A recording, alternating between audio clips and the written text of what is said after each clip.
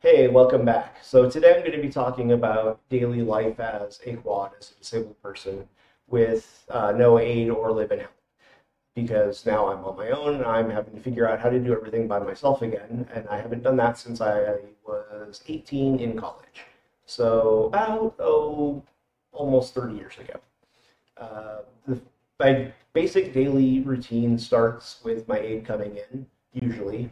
Um, Sometimes I get up before the aide comes in, but I have a visit in the morning and then a visit in the evening. And by morning, I'm actually meaning more like late morning, early afternoon. So Erica, my RN aide, who is the regular actual professional aide that I have, comes in anywhere between 10 in the morning and noon, depending on what day it is, what clients she has that day, and how long she needed to stay with each of them.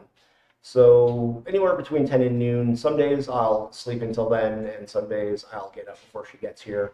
But I also stay up until like 2, 3 in the morning, so it's not like I'm going to bed at 10 o'clock at night and sleeping until noon. So she comes in, and when she gets here, she'll help me use the commode seat and wash up and change clothes, get dressed, everything else. She'll make sure the dogs have their food and water, pick up their pads, put out new ones, mop, take out trash, things like that. She's here for anywhere from about a half an hour to an hour. It doesn't really take that long, but I pay her for the full hour while she's here. And then, whether she's here the entire time or not, I always round it up. And if she stays for a little over an hour, then I round it up to 2. And then I'm on my own for the rest of the day until the evening. My normal evening aid depends on, again, the time of the week.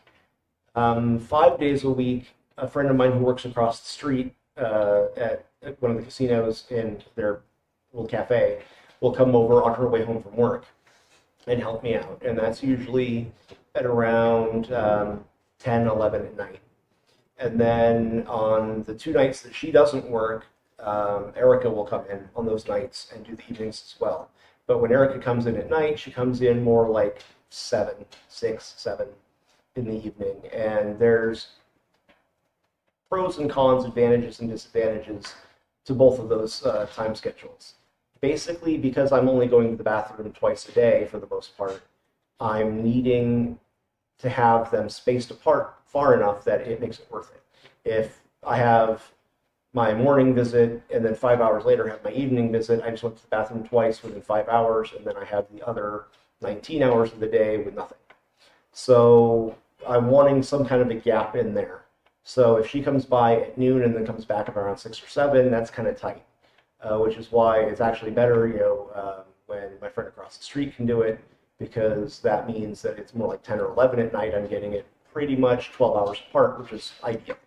And this all comes from when I had a desk job, and well, even in school, elementary school and high school, when I would not really be able to use the bathroom during the day. And so, especially, when I started working, I had a desk job. I would work 8 hours a day and then have an hour lunch and about a half an hour to an hour to and from work. So you're looking at 8, 9, 10, 11, 11 hours a day where I couldn't use the bathroom. And so over time you get used to that, and your bladder becomes the size of the Goodyear blimp, and you get better at holding it. And you also learn some life hacks that help you with spacing out when you're going to go, and how often you go, such as not just don't drink, but drink smartly and drink after you eat. If I eat something first, it'll delay how quickly the liquid processes, which means I won't have to pee as fast.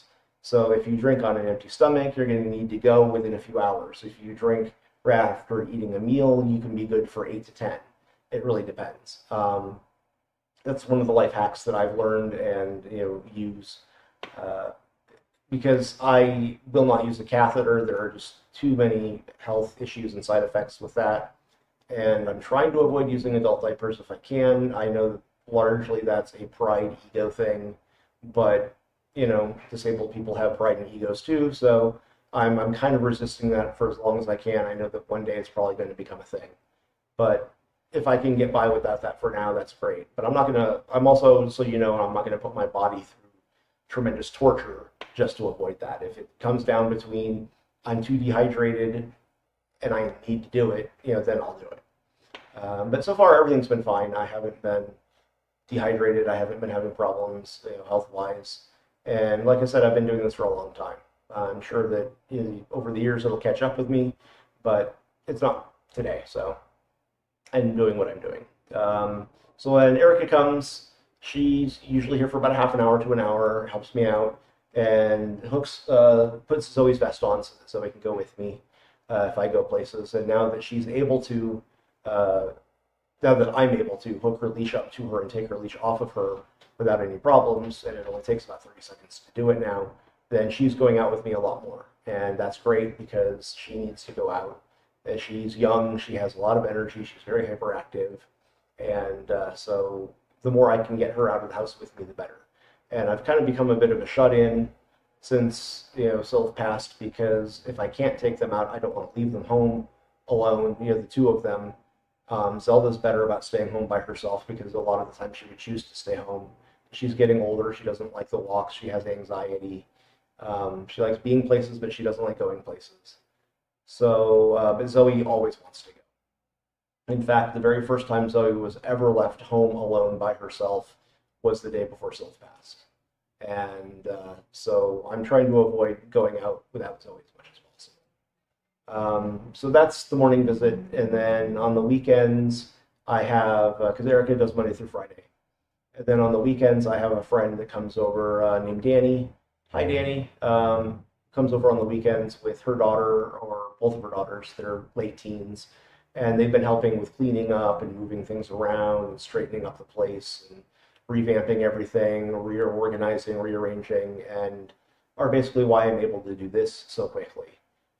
They've been a huge help. I would not be anywhere near where I am without them and everything they've done. And it's been just, I can't thank them enough, and I'll never be able to thank them enough. So she helps me on the weekend days, Saturday and Sunday. And then my friend across the street, since she just works across the street, I give her gas money whenever she needs gas to fill up her tank, and that way her drive to and from work doesn't cost her anything. And the evening visits are fairly short. They only are about 10 minutes, maybe 15 at the most. So it's not the kind of thing where an hourly rate really works. So I just keep her gas tank full for her and help her out that way. And she's okay with that. Basically, in the evening, it's just a matter of helping me use the bottle again, making sure the dogs have their food and water topped off, and maybe throwing away a couple of the puppy pads and putting a few more down. That's it. It's pretty quick. And then, my seatbelt and armrest. And so they're in and out in about 10, 15 minutes every night. And then I'm on my own again. So at that point, I kind of have to decide what I'm going to do as far as charging my chair. Once my chair's plugged in, obviously I can't move. I can unplug it if I'm sitting in it, and I can unplug it if I'm in bed. But I can't plug it in. So if I'm going to go to bed, then I'm basically down for the night, and that's pretty much my night. If I plug in at my desk, I can sit at my desk for however long, but if it's late at night, I'm going to want to go to bed at some point, so it only gets a few hours of charging that way. That's the biggest dilemma for me every day is, do I plug my chair in now? Do I plug my chair in later? And I'm still having to kind of work around that and figure out how to do it. I think the best way is probably going to be to do just stealing hours here and there where I can, plugging it in when and as I can, when I know I'm not going to be going anywhere for a few hours. Because especially on nights that Erica comes over, for example, if she plugs me in at 7:30, 8 o'clock at night, I'm done for the night, and that's an early night. So, I can unplug it when it's done, but when it's done, it takes about 6 to 8 hours to charge fully. So, I'd be basically down until, like 4 in the morning at least, So that's not really an option. So what I've been doing is either having Alondra plug it in, that's my friend that comes over at night, either having her plug it in around 10 or 11 when she comes by and I just go to sleep, or I have Erica plug me in here at my desk like I did today, and I charge for a few hours, and I put a pillow here behind me because I got up at like 5:30 this morning. I'm not usually up nearly that early. I usually sleep until Erica gets here, or maybe get up an hour or two before she gets here. So I'm really tired today, but my chair needs to charge, and I didn't want to be down for 8 hours. So what I'm doing is I've got the pillow behind me, so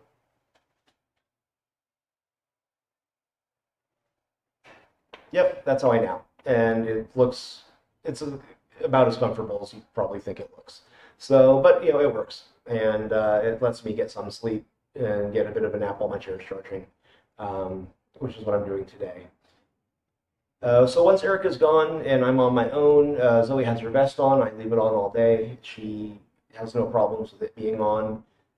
She's had it on for days at a time before and can sleep just fine in it. I try not to leave her in it for more than you know, one day at a time. So I usually have whoever comes over at night take it off of her because I can't. And I'll never be able to put it on, but I can't take it off right now. She's not comfortable with me doing it. It's the same problem that I had with the leash. She has no idea what I'm doing.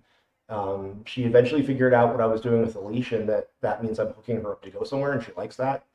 Or that I'm unhooking her because we came home, and now she lets me do it without a problem. And I'm sure that once I got the vest off of her the first time, she'd probably get better about letting me do it again, but it's not necessary at the moment, and it was a huge ordeal just getting the leash. I'm sure the vest is going to be even worse. So she leaves it, she stays in it until the evening when whoever comes by in the evening takes it off, and then we're done for the night. But I usually go out after Erica gets here. I usually go out and get my Starbucks and get something to eat at that point. And so what I do is I go run Zoe down to Starbucks and I get my coffee, and then I get a big ice water as well.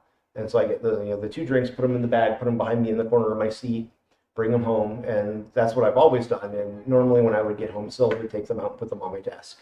Pull them out, put them on my table, and set me up. But now that I'm on my own, what I have to do is when I get to the security guard house downstairs for our condo complex, I have whoever's on duty down there take the bag out for me and hold it up so that I can basically take the handles of the bag in my teeth, and I just carry it in my teeth the rest of the way up to my condo so that I can set it down on the desk, because there's no way I'm getting it out from behind me. But if I set it down on my desk, I can pull the cups out with my teeth without a problem. I don't spill them.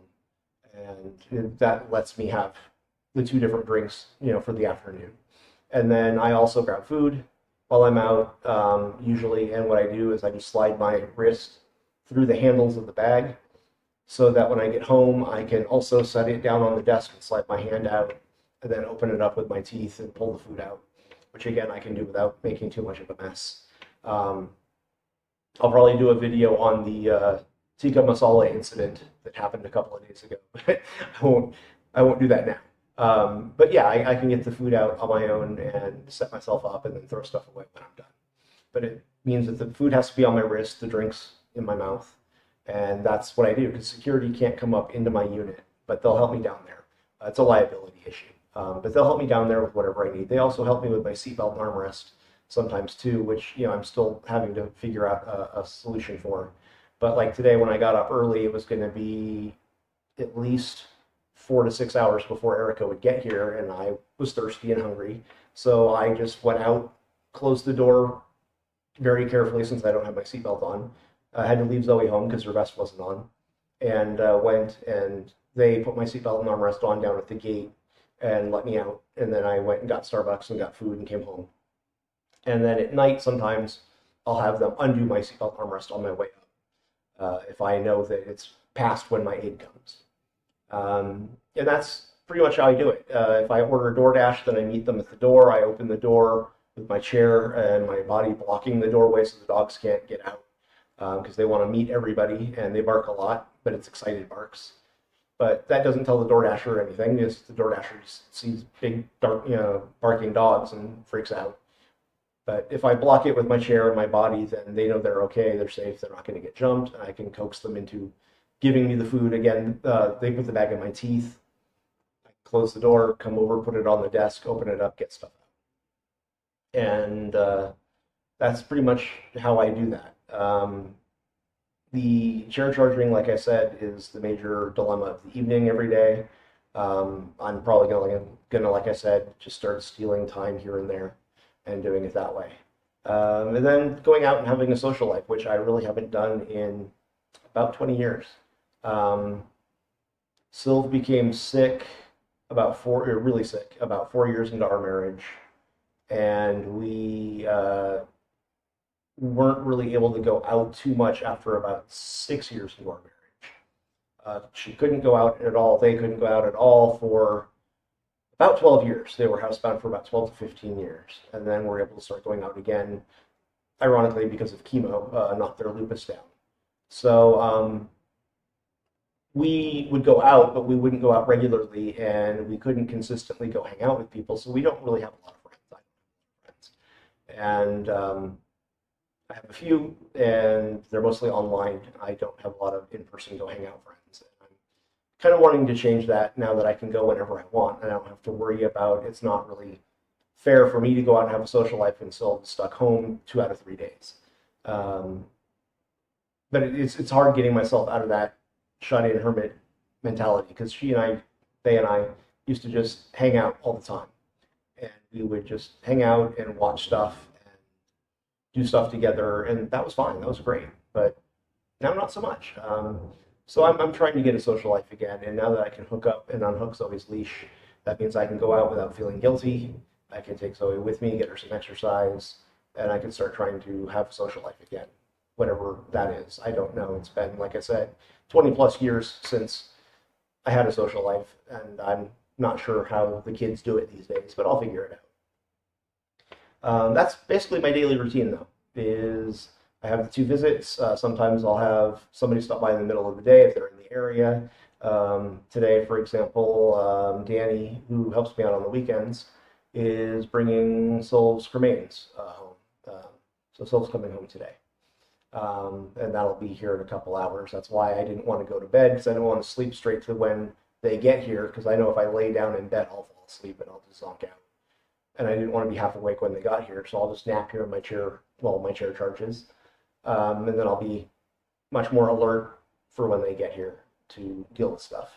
But, it's kind of, again, it's one day at a time, figuring out how to do things, figuring out what to do, and it's a lot of what Sylv and I would call thinking around corners. Basically, able-bodied people want to do a thing, they just do the thing. For disabled people that can't just do the thing, we have to figure out how to do the thing first.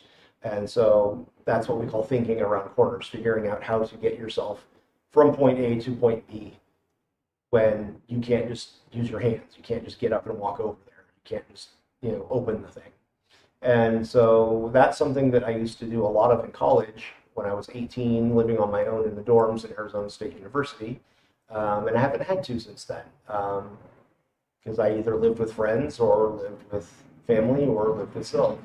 And it's kind of like being in college again. It's weird, except I don't have roommates, or not. Well, I didn't have a roommate either. I don't have dorm neighbors that I know very well. My neighbors here I either don't really know, or they're a total asshole like the guy downstairs, which I'll get into in another video. Lots of things from this I'll get into in another video, but I'll go ahead and wrap things up here. If you can, please check out the GoFundMe and chip in a few bucks, or spread it around so others can chip in a few bucks. That's helping keep me afloat right now while I'm in this transitionary phase of figuring out how to do everything again on my own. Every bit helps. It helps me pay my aid, it helps me eat, helps keep me floating, and it's really appreciated. Every bit helps. Thank you very much, and thank you all for everything you guys do for me, and for being there for me, and for listening. And I hope maybe you learned something that you didn't know about disabled people today, and I'll have more for you next time. Thanks. Bye.